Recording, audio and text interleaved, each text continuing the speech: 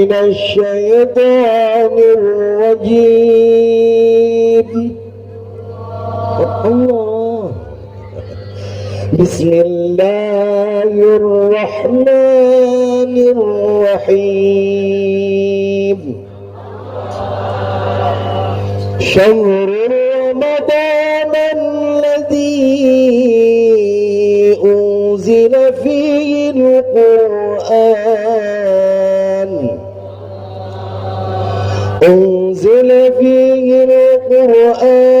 هدى للناس وبينات من الهدى والفرقان،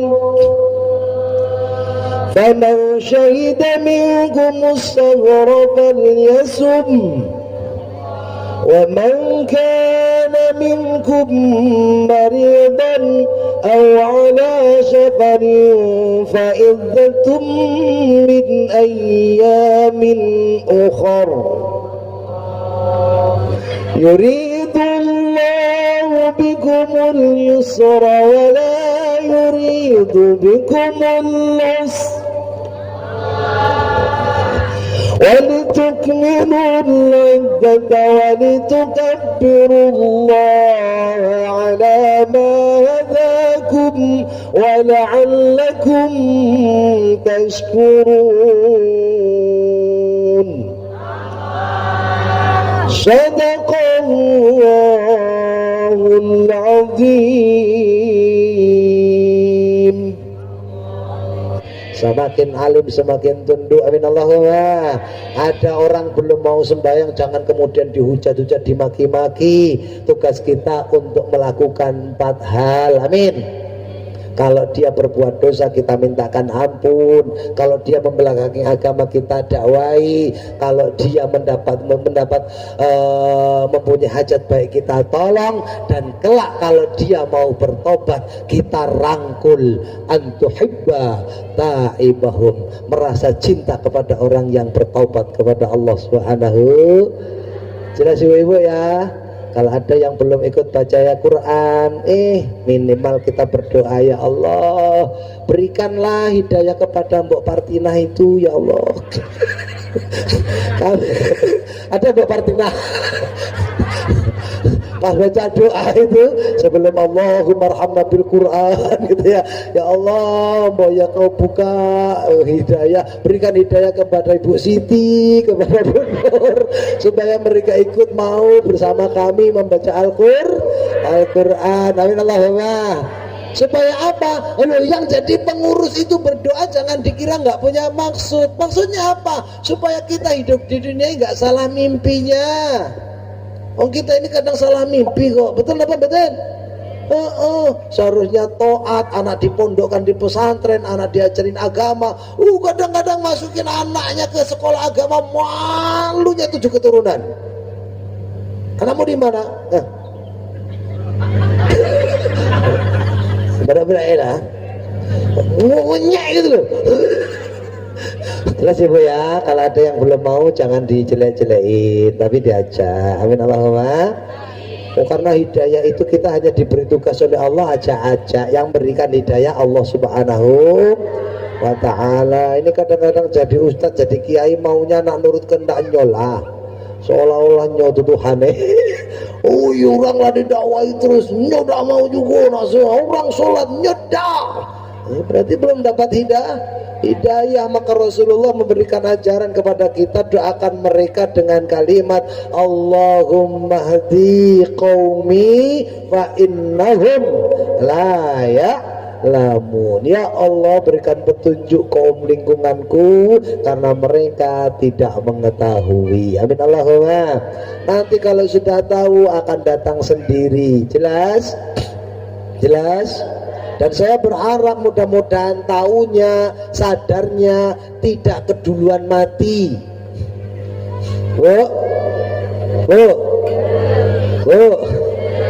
Mudah-mudahan saya berharap, saya doakan mudah-mudahan sadarnya, taunya tidak keduluan dengan mati.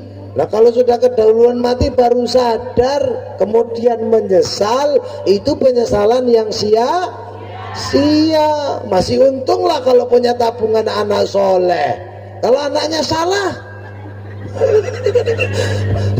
kawan solehnya salah, kawan mau sholatnya tidak mau, naudzubillahi min dzalik. Pak, kalau sudah mati kan malah enak. Nyata itu yang bunuh, yang punya banyak utang bunuh diri. Iya, karena nggak tahu. Yang tahu pasti mikir. Terus tanya sama Pak Kiai, Pak Ustadz itu takut mati? Dah. Kenapa? Yang saya takutkan setelah mati. Kok begitu? Kalau dosa saya belum diampuni oleh Allah Subhanahu. Lo mati itu bisa jadi gerbang menuju kenikmatan Allah Subhanahu wa taala. Kalau dosa kita diampuni, insya Allah tinggal di alam kubur, di alam barzah, seperti tinggal fi raudhatun min riyadil jinan, seperti tinggal di taman surganya Allah Subhanahu wa taala. Yang dikhawatirkan itu ketika dosa kita belum diampuni oleh Allah. Maka kalau dosanya belum diampuni, tinggal di alam barzah dalam waktu yang lama, tinggalnya di khufratan min khufarin, tinggal di bibir-bibir jurang dari jurang-jurangnya neraka. Apa enggak ngenes? Ngeri enggak? Ngeri apa enggak? Makanya di surat Sajadah, ini sering tak sampaikan, Allah itu memberikan contoh, memberikan gambaran. Yang sudah mati itu melakukan ini loh, seperti ini. Kamu yang belum mati, pedomani itu untuk menggugah hatimu. Amin. Amin. Yang mana Pak ayatnya? Bunyinya begini, Bismillahirrahmanirrahim. Silakan dibuka itu Qur'annya, boleh nggak apa itu? Walau tara idil mujrimuna nakisu ru'usihim 'inda rabbihim rabbana absarna wa sami'na farji'na na'mal shalihan inna muqinun. Jangan nanti Pak Imam, oh ini ada Rabbana itu doa, nanti dibaca bener deh waktu jadi imam. Rabbana absarna wa sami'na farji'na na'mal. Oh, mamunya amin.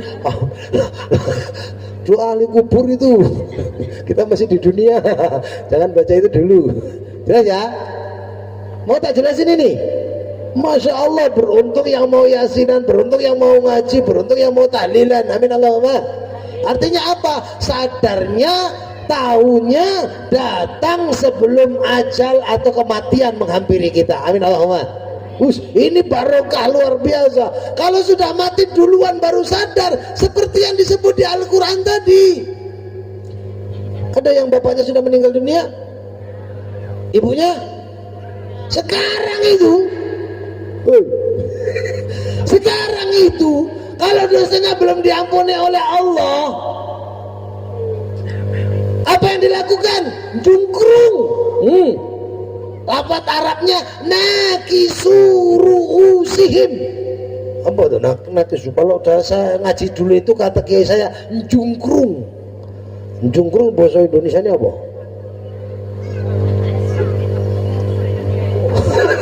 Apa? Nyungkur itu bahasa Jawa ini meleding, orang jongkrong. Pokoknya gini, kepala ini dijadikan tatakan, sementara kaki dua-duanya dijadikan tumpuan di belakang, yang depan cuma kepala nempel itu. Nakisuru usihim, mencungkrungkan, mensungkurkan kepalanya di hadapan Allah Subhanahu wa taala. Nyungkur. Kalau bahasa Indonesia nyungkur enggak? Pesongko nyungkur.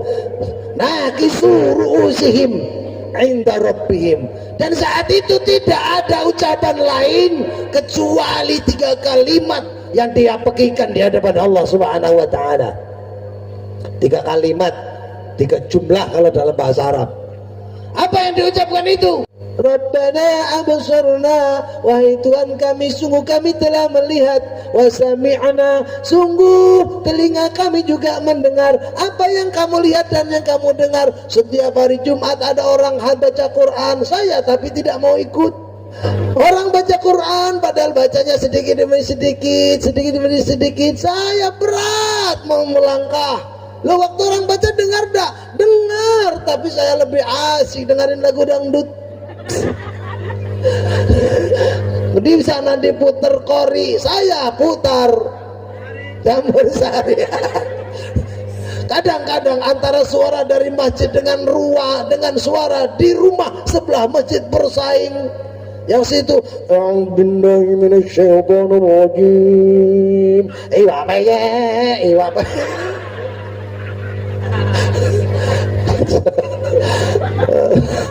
Subhanallah. Ngaku seperti itu, tapi setelah di alam kubur, setelah meninggal dunia. Masya Allah. Makanya alhamdulillah kita diberi kesempatan untuk menggunakan absara, ya, asmi. Mudah-mudahan mampu merubah afidah. Amin. Mata kita manfaatkan untuk melihat, telinga dimanfaatkan untuk mendengar, mampu membentuk karakter afidah kita, mampu membentuk karakter hati kita. Karena sebenarnya kata Kiai Haji Roma Irama itu, yang buta bukan matanya, yang tuli bukan telinga, tapi buta mata. Tiada buta kedua mata, gitu kan kata Roma Irama. Tapi tiada melihat, tiada tuli telinga, namun tiada mendengar. Yang buta mata hatinya, yang tuli kesombongannya, sehingga tiada melihat tanda kebesaran adanya Banorejo ini, bukti adanya. Nah, sudahlah, nggak ada terus. Subhanallah. Loh, kalau ini berfungsi dengan baik, ini berfungsi, di sini ada al-absor, maka maknanya ini bukan absor. Kalau bahasa Arabnya ini namanya ainun, betul? Ini namanya bukan asyam'a, tapi udun. Udun kuping, ya.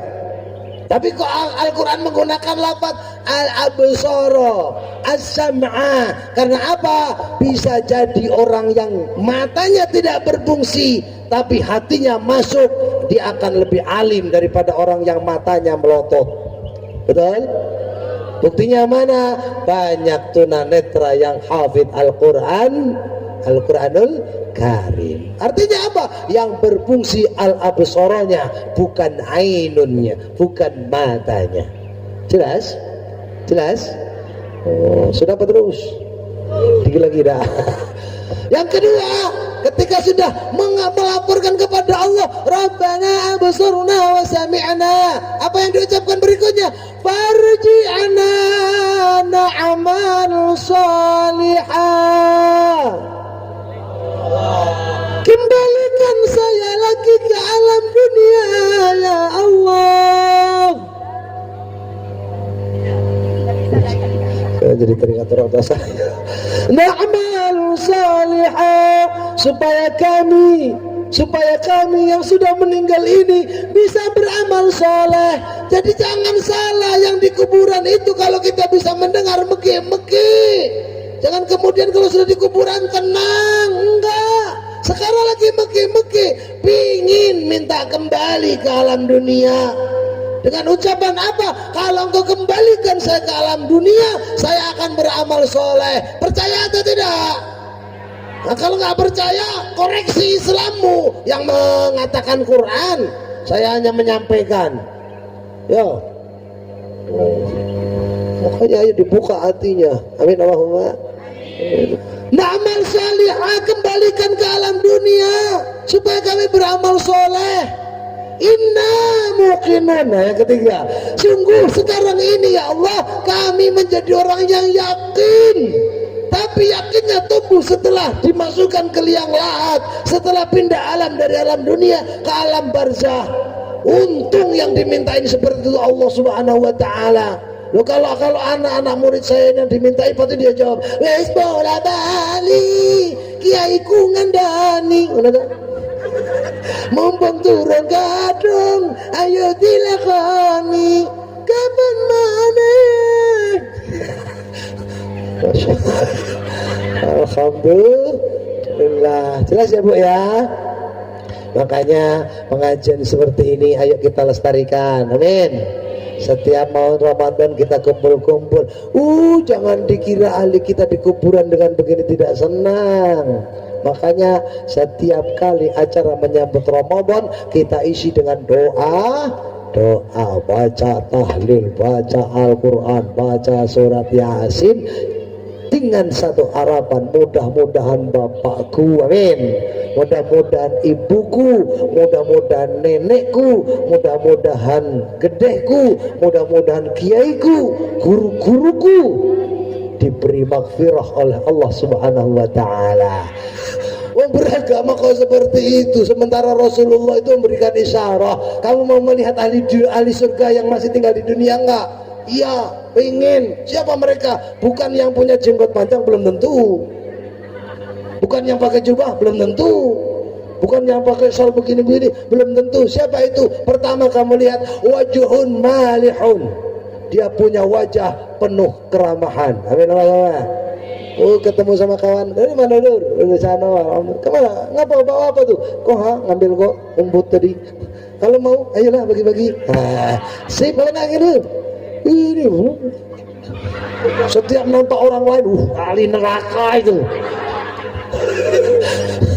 Memang ente siapa? Coba renung ramah, senyum. Saya kan diajarin Rasul setiap ketemu Assalamualaikum. Mengucapkan itu pun diajarkan dengan ramah. Assalamualaikum. Kacau dunia.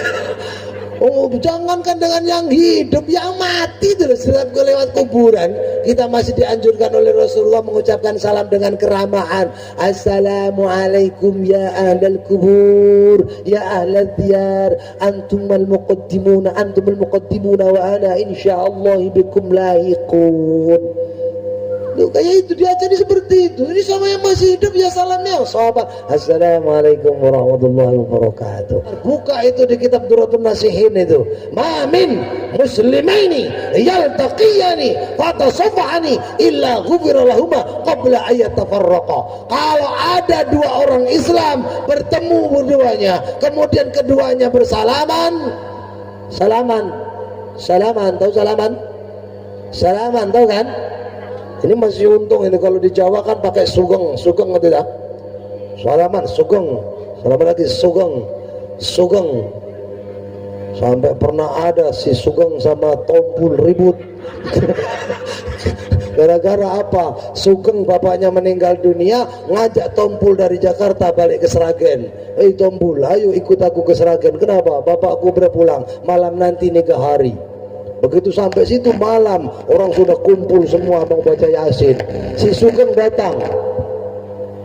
Begitu dia assalamualaikum langsung Sugeng pak, nyalamin semua yang sudah duduk. Sugeng pak. Si Tompul mikir, ini Sugeng berarti orang baru di sini. Rupanya setiap salaman sama orang dia kenalan pula.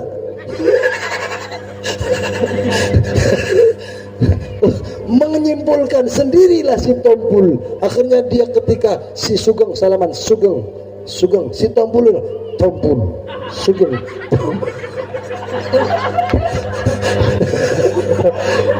Jelas, karena enggak sama-sama memahami budaya. Padahal si Sugeng itu nyebut Sugeng bukan nyebut namanya, menyebutkan kabarnya. Saya di Jakarta Sugeng pak, baik-baik. Nah si Tompul nganggap itu namanya. Akhirnya dia sebut kepada seluruh yang kondangan Tompul. Subhanallah. Paham ya? Mudah-mudahan sekali lagi manfaat. Lain waktu bisa bertemu kembali. Dan mudah-mudahan kita diberi umur panjang, bisa ketemu dengan Ramadan dan bisa memakmurkan. Setelah itu Allah memberikan ampunan dari semua dosa yang pernah kita lakukan. Usikum wa nafsi bi taqwallah wa lafu minkum wallahul muwaffiq ila aqwamit thoriq.